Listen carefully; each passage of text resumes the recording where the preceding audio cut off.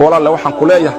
kuma ayaa waxaan ka dalbayaa sin xariisa shariidka kooban oo ayadaha quraanka iyo axaadiista iyo qisaska islaamiga ku duuban yihiin cid aad gaarsiin karto dhan gaarsii inta kuugu jirto oo dhan la sheer galay fariintani maanta waxay tahay inaan ku soo gudbinayno aan ku leenahay ogow oo xusuusnow inaad adoon Ilaahay tahay inaadan iloobin wixii lagu abuuray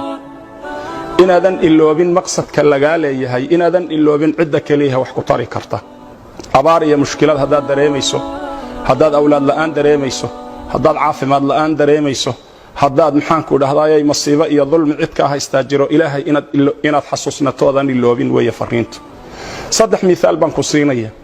qisada koobaad waxa lagu tilmaamaa ibn abi dunya kitaabu leeyahay inuu ku wariyay isagoo zuhdiga ka waramayay iyo alla bariga iyo cibaadada qofka muslimka ah waxa kale oo wariyay Hasan al-Basri isagoo Anas ibn Malik ka wariyay nin ansaariya inuu ahaa nin ganacsada lagu tilmaamay naasik iyo waric xalaal miirad inuu ahaa xilligii nabi Muhammad alayhi salaatu wasalaam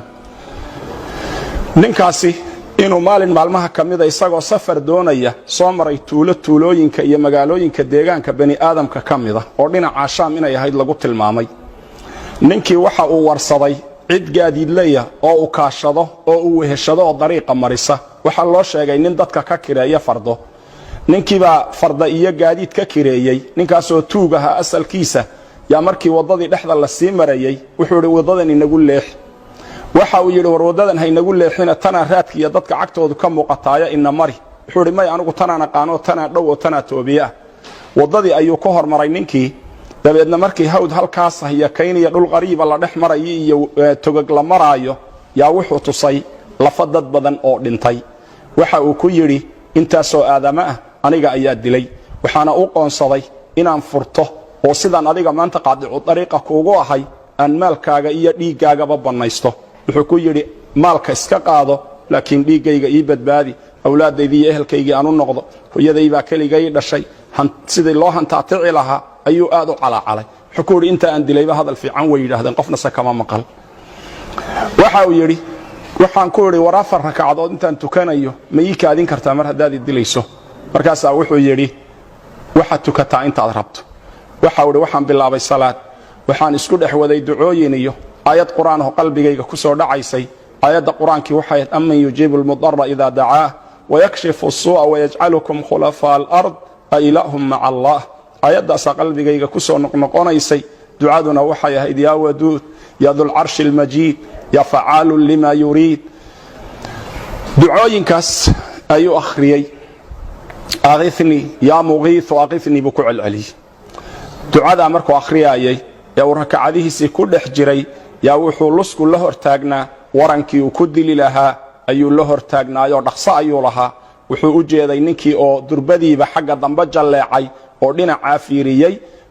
isagiina salaadii intuu ka baxay buu fiiriyay dabeedna waxa uu arkay nin faras wata oo aad u soo ordayo waadiga iyo toga dhinaca hoose ka soo socda waran ololayana gacanta ku wata ninkii ayaa ku dhuftay markaasuu ninkii dilay waa weydiiyay oo wuxuu ku yiri ilaah baan kugu dhaariyay yaa tahay wuxuu yiri anigu malag baanahay u xil saaran amman yujiibul mudarra idha da'aahu wa yakshifu as-su'a wa yaj'alukum khulafa al-ard anigu dadka mudariinta wadooyinku markay ka xidhmaan dadka ilaahay u laabta dadka alla waafajiya inay ilaahay u noqdaan kuwaas anigu iska rabtaagaa buuri dabeedna wuxuu yiri yaa muqiith waqithni markaad lahayd albaabka koobaad ee samada gariiray markaas samadana lagu garaacayo garaaceedii ka fadhii weynay buu yiri markaas aniga la soo diray inaan adiga ku kalmeeyo waaniga ku kalmeeyay buu miyaan orod yara mar hadaan inta kugu soo ajiibon kuugu imid qisada labaad waxay tahay wuxuu ka sheekeeyay ad-daaciya al-islami dr Aid al-Qarani yaa wuxuu ka sheekeeyay fi qisasihi wa fi muhadarati mid kamida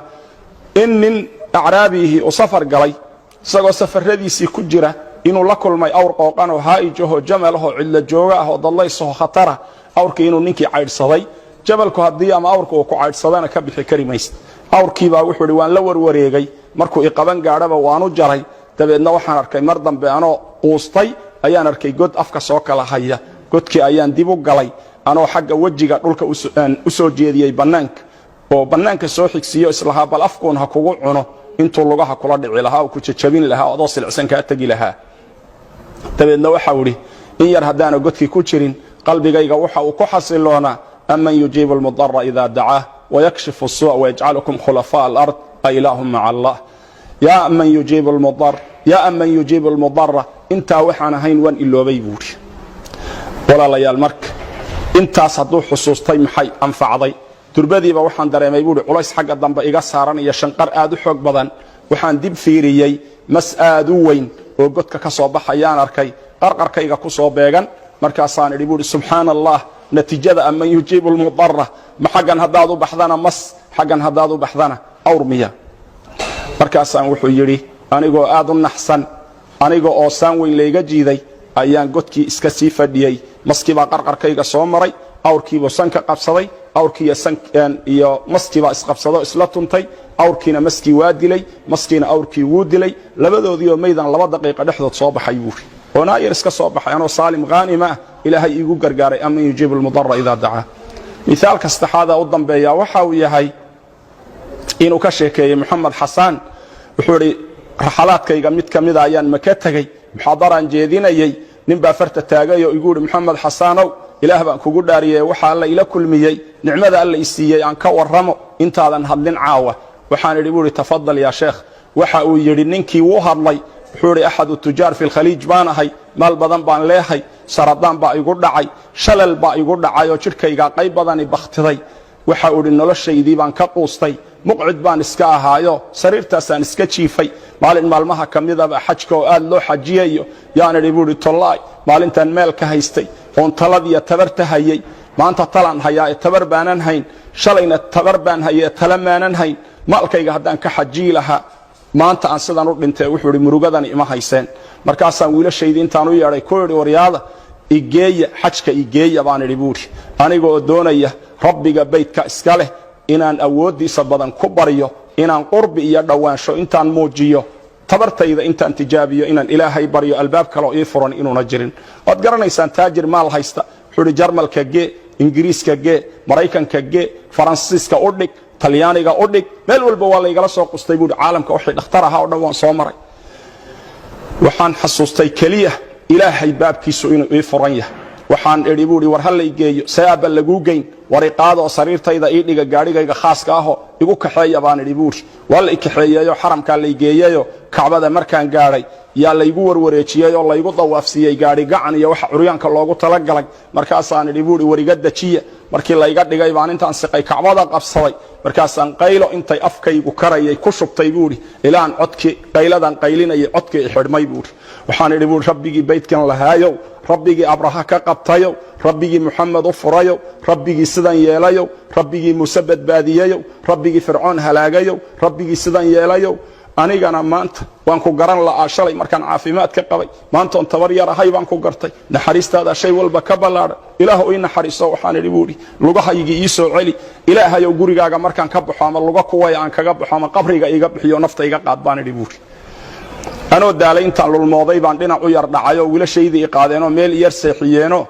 markaan hurdadii ku jiray baa waxaan ku manaamay buu yiri wayda bimunadi yunadi iyadoo la igu leeyahay warwaad caafimaad oradka anoon is xusuusanin baan farxadii booday buu booditaankan booday wallahi alcadiim waan istaagi karaa oo lugaha aan ku taagnahay dadkii la joogay waa kuwana i weydii buu Muhammad Hassanow ilaahay marka ducada qofka mu'minka ah wuxuu kaga faydaa waxyaabo aanu tawaqquci karin abaar iyo roob da la sugayay iyo waxyaabo ka weyn baa qofka markay ciriiri la gashay ilaahay kaga faydaa subhanahu wa ta'ala